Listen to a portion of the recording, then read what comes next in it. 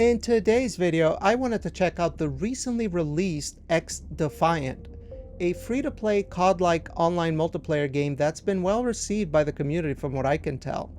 This is definitely not my type of game though, but I wanted to test a few CPUs that I own and see how well optimized the game is.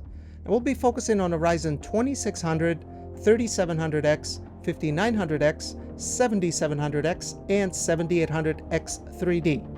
For a GPU, we'll be using an RTX 4090 to make sure that we're always CPU bound. And we're going to begin with the Ryzen 2600, which should be interesting because it's below the recommended. For the game settings then, I'll be targeting 1080p with the low graphical preset. And this is to ensure that we're always CPU bound.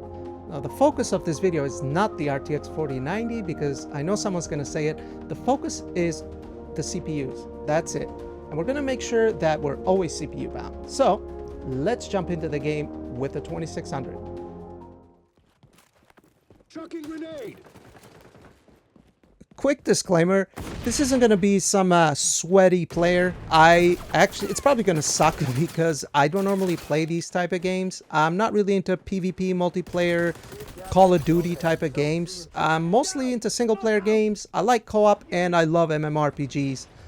But to be fair, I did want to check this game out mainly to make a video, and I actually began having some fun. So I can actually see myself going back. I did get actually a little bit better as I was playing the game.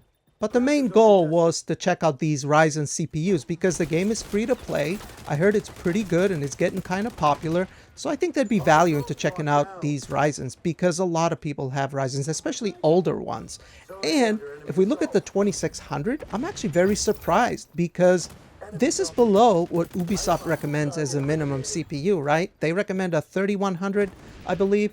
And the Ryzen 2600, as you can see, is doing extremely well. We have 162 FPS for averages and 113 FPS for 1% lows. That's actually very good. Let's move on to the 3700X and see how that compares. Alright, now we swapped the Ryzen 2600 for the 3700X, so this is a different map, obviously. The way I did these runs was I just did the quick matchmaking unranked, you know, just to kind of train and get a feel for the game. So I'm not sure if there's like a big variability between the maps. I know there's different types of games, like, you know, this one defending the flag or defending a like escorting type of mission. But for the most part, it's just a group of people fighting another group. So I would assume it's probably consistent across all maps, although I could be wrong. But clearly with the 3700X, we do have higher performance as was expected. We basically have 224 FPS for averages and 145 FPS for 1% lows. And if we were to compare it to the Ryzen 2600's result, the 3700X is 38% faster on the averages and 28% faster on the 1% lows. It's a pretty decent game. But anyway, how will the Ryzen 5900X fare against the 3700X? Well, let's take a look at that next and see what we get. Alright, so now we throw in the Ryzen 5900X. So we have a pretty decent gaming CPU here. 12 cores, 24 threads, and we're getting pretty solid performance. Now, one thing I've noticed with this game since I tested all the CPUs, it's actually very well optimized. It runs extremely well. And I might actually even check it out on some of my lower end GPUs because I think the game looks pretty good. I mean, this is with the low settings and I think it looks fine. And it actually runs really, really well. One thing you got to give Ubisoft is that at least their PC games are very well optimized. So this one is very well optimized. Now, as far as FPS, well, I can definitely notice that we're a bit higher than we were on the 3700X, although the 1% lows, I figured they'd probably be a little higher. But anyway, if we compare the two, we have 281 FPS for averages on the 5900X and 165 for the 1% lows. Not as big of a jump as it was from 2600 to 3700X, but still the 5900X is 26% faster on the averages over the 3700X and 14% faster on the 1% low. So not a huge jump on the 1% lows, apparently. Still though, the 5900X does an excellent job in the game. Now, let's go ahead and move on to AM5, and we'll begin with the Ryzen 7700X. Let's take a look at that. So now we've gone on to AM5 with the Ryzen 7700X. I will list all the specs down in the description, but we're using 32 gigs of RAM on all my builds. That's what I use, with an NVMe of course. And I can notice right away that we're definitely getting a nice bump in performance, which is nice.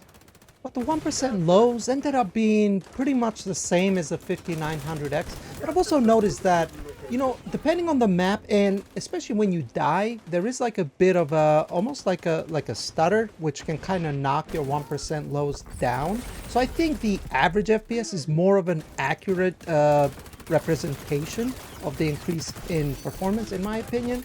But either way, we had 338 FPS for averages on the 7700X and 164 FPS for the 1% lows, which amounts to a 20% advantage for the 7700X on the averages, and for 1% lows, they're pretty much the same.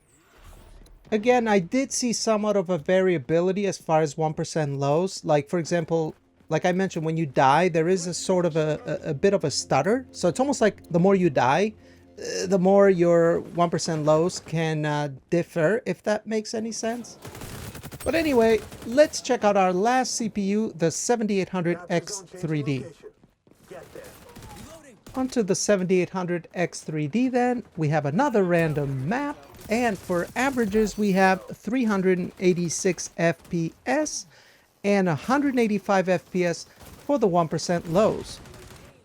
Pretty decent advantage over the 7700X, but then again, it's nothing crazy. There could be a bit of a variability between the maps and the type of missions. I'm not entirely sure. But the 7800X3D has a 14% advantage on the averages and a 13% advantage on the 1% lows based off my comparison.